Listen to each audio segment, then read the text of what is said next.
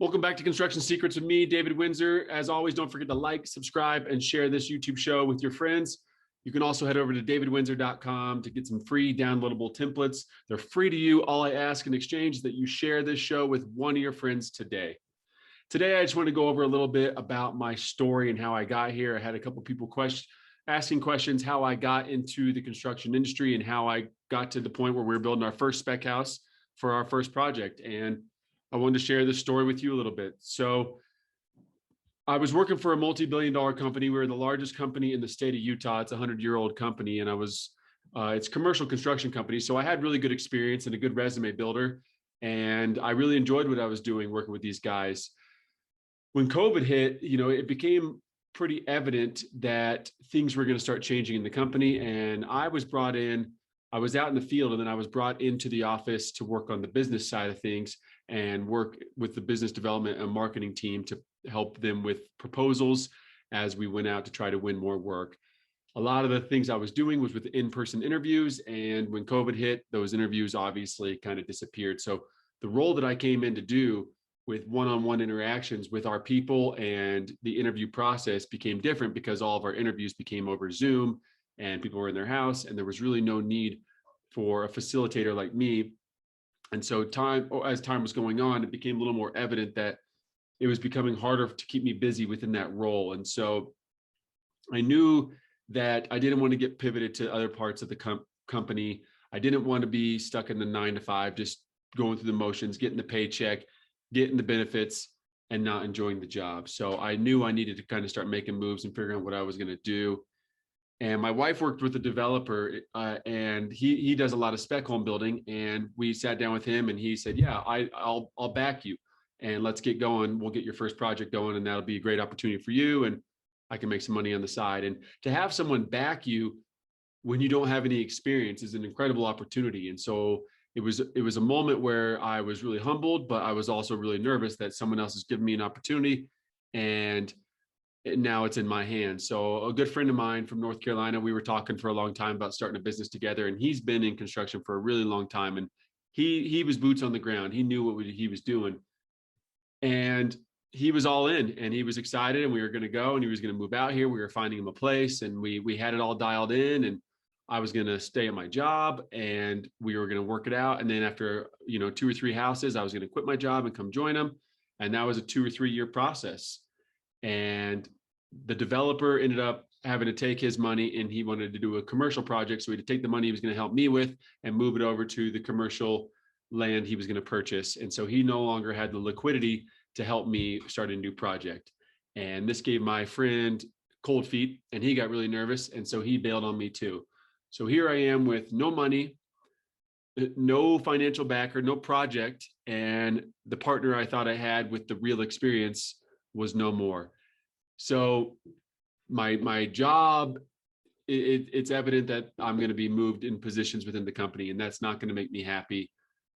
And I have no future in this spec world, general contracting world, whatever you want to call it. And I was just really nervous. I didn't know what to do. And I remember sitting down with a good friend of mine, and I was like, "What am I going to do?" And he said, it'll work out. Just give it time, and you're resilient. You know how to pivot. So I started picking up the phone and figuring things out. And what I did is I made a list of 25 individuals that I knew that had not access, but the capability, decent jobs, but they were good savers, or they made a lot of money and they could put in money to this project. And I put together a budget of construction and what it would cost to build a house.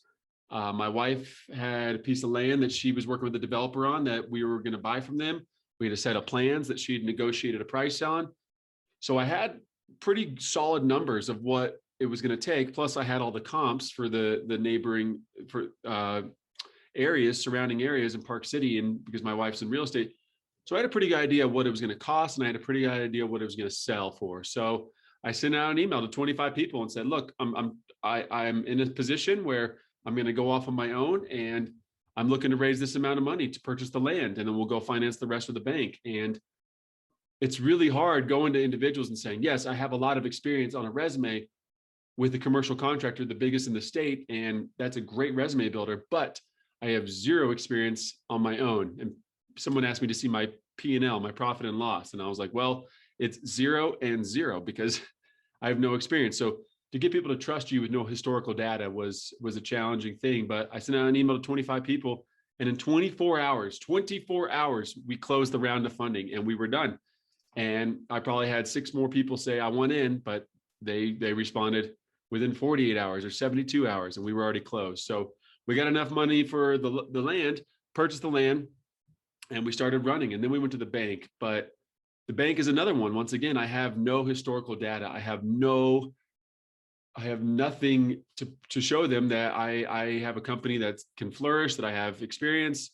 And it's really hard to go get a bank to back you as well. So we finally found a bank that could give us the opportunity, and all the people that invested in the project had to personally guarantee the loan. So that, that's part of the course. And it was tough as a first-time GC with no experience to get all this funding and get people to trust you. But we took a chance and it worked. And you have to believe in yourselves.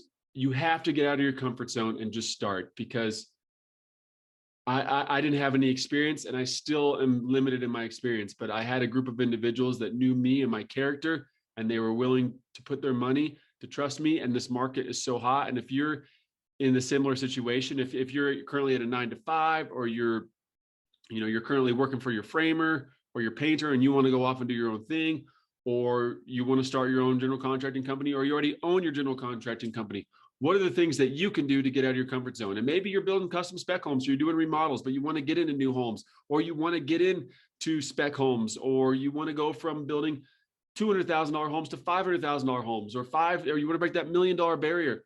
The way you do it is you got to put yourself out there. You got to start asking people, hey, do you know anybody that needs this house built?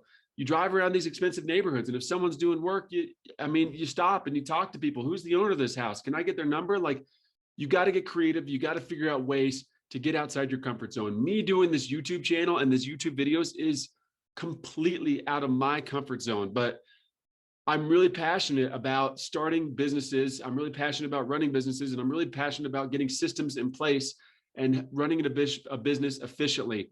And I'm even more passionate about sharing that information with you. And if it can help anyone, just one person, that makes me happy. And so my passion is to give you the information that I'm using within my business and the mistakes I'm making, so you don't make those same mistakes, and you might be able to take something that I'm doing and implement it into your own business for good. And if one person watching this show can do that, that's what this all means to me. The only reason I'm doing this YouTube channel is because I want to share with you the journey. This is basically like a live vlog of me starting my business. And if I do things wrong, I'm going to be on camera showing the world that my business is failing. And that's a tough, vulnerable place to be. But I had no experience. I had no one to back me. And I still put my neck out there. I sent out the email. I raised the money. My wife had already negotiated certain things, and we're a good team. And I want to share it with you. I want to document with you. So I'm getting out of my comfort zone right here, right now, having these conversations with you on this YouTube channel. And so all I can say is believe in yourself. Put yourself and your interests first. Don't worry about what other people say. When I worked at this other company, I was really shocked how many people I worked with were they were lifers. And that's okay if that's you. If that is you, that is okay. If you want to work for a company for 25, 35, 45 years and get paid and get your 401k and retire and be happy and have your exact amount of money that you live off every month for the rest of your life, there's nothing wrong with that. You're definitely part of the majority. But if you want more, then I encourage you to, nothing's going to happen without taking a step. And I sent out an email to 25 people, and I got a response from 9 of them. And of those 9, about 7 said they were in. And the remaining 15 or so didn't even respond back. They didn't say a word. So call that rejection, if you will. But so more people rejected me than not, but we got the money. We're building the house. I'm out of my comfort zone. I hit record. I'm talking to you. I'm just learning as I go, and I'm hoping I can teach you something along the way. So believe in yourself, take the time, spend your days wisely, work hard, and take a leap of faith, because when we do it is when we really thrive in this world. So that's how I got started with this first house, with this general contracting company. And it all started with me recognizing I was going to lose my job. And so how do you go from there? And rather than getting down and go and work for another company you don't want to do, or doing the same thing that's not really making you happy, when I found that out, I had to pivot quick and take those lessons. As Tony Robbins would say, life doesn't happen to us, it happens for us. So it didn't happen to me that I was going to lose my job. It happened for me so I could go start my own company, teach you guys some stuff, learn some mistakes myself, and hopefully build a really successful, kick-ass business along the way. That's my story. This is David Windsor. Check out davidwindsor.com.